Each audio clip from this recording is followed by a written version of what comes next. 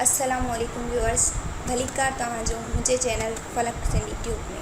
अॼु असां हिन वीडियो में Newton's third law of motion पढ़ंदासीं। न्यूटन जो टियों कानून छा आहे?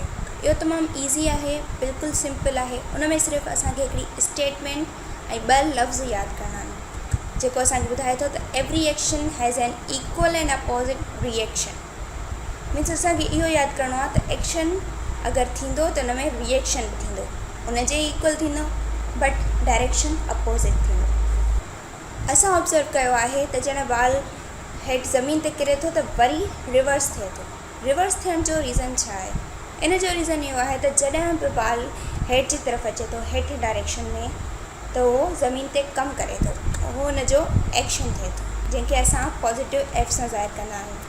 ऐं उन ई वक़्तु ज़मीन हुजे, टेबल हुजे, जंहिं ते बॉल रिएक्शन कयो, जंहिं ते बॉल एक्शन कयो, उनजे इक्वल ऐं अपोज़िट में उहा टेबल या ज़मीन उन ते रिएक्शन करे थी, जंहिंखे असां नेगेटिव एफ सां ज़ाहिर कंदा आहियूं। एक्शन खे असां पॉज़िटिव एफ सां, रिएक्शन खे असां नेगेटिव एफ सां, मीन्स ॿई अपोज़िट आहिनि। एग्ज़ाम्पल वठूं था रॉकेट जो। रॉकेट जॾहिं मथे वञे थो त अहिड़ियूं कहिड़ियूं शयूं आहिनि जेको उनखे मथे वञण में मदद कनि थियूं। त असां हमेशह ऑब्ज़र्व कयूं था त हेठां उन्हनि जे फायर लॻल हूंदी आहे, बाहि लॻल हूंदी आहे, त उन बाहि जो जेको डायरेक्शन आहे उहो हेठे तरफ़ आहे, मीन्स त उहो असांजो एक्शन थी वियो।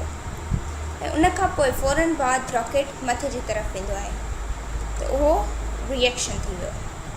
हिकु ॿियो मिसाल था वठूं त पखी जॾहिं उॾामनि था त हू पंहिंजे परनि खे हेठि मथे छो था कनि?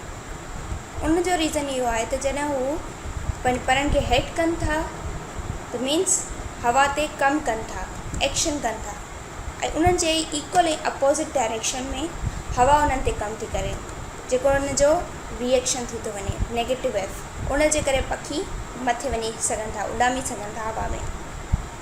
इन मां असांखे ज़ाहिर थी वियो त एक्शन ऐं रिएक्शन केॾो ज़रूरी आहे। बिस्मिल्लाहिर्रहमानिर्रहीम। जॾहिं बोट हले थी त पाणी खे बैकवर्ड कयो वेंदो आहे, इहा असांजी कॉमन ऑब्ज़र्वेशन आहे। त जेको पाणी खे बैकवर्ड करणु आहे उहो एक्शन आहे, पॉज़िटिव एफ आहे, ऐं उन जे फ़ौरन बाद ॿेड़ी अॻियां वधंदी आहे, जेको पाणी जो रिएक्शन हूंदो आहे, नेगेटिव एफ। उन जे करे बोट हली सघे थी। केॾो ज़रूरी आहिनि एक्शन ऐं रिएक्शन असांजी डेली लाइफ में। जेकॾहिं तव्हांखे मुंहिंजी इहा वीडियो कम जी लॻी त हिनखे लाइक ऐं शेयर ज़रूरु कयो ऐं सब्सक्राइब कयो मुंहिंजे चैनल फलक सिंधी ट्यूब खे। जेकॾहिं तव्हांजो को क्वेश्चन आहे हिन वीडियो जे रिलेटेड त उहो तव्हां कमेंट्स में ज़रूरु लिखिजो। ऐं हिन वीडियो खे पूरो ॾिसण जे लाइ थैंक यू वेरी मच।